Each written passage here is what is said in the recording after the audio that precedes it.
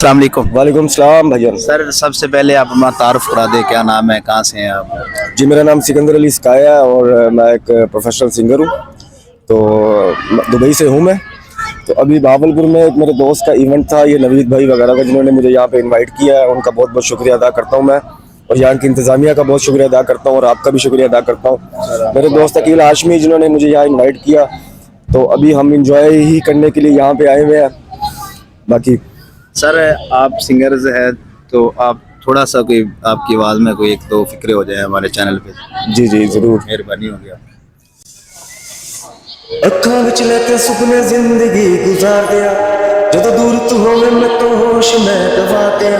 ਕਿੰਨਾ ਚਿਰ ਹੋਇਆ ਤੇਰਾ ਨਾਂ ਨਹੀਂ ਸੁਣਿਆ, ਕੀ ਦੱਸਾਂ ਹਾਲ ਤੈਨੂੰ ਦਿਲ ਦਾ ਤੂੰ ਜ਼ਾਲਮਾ, ਮੈਨੂੰ तेरे ਤੋਂ ਹੋਰ कुछ नहीं चाहिए। ये सॉन्ग मेरा अपना ऑफिशियल है, मेरे चैनल को सिकंदर अली स्काई ऑफिशियल में जाएं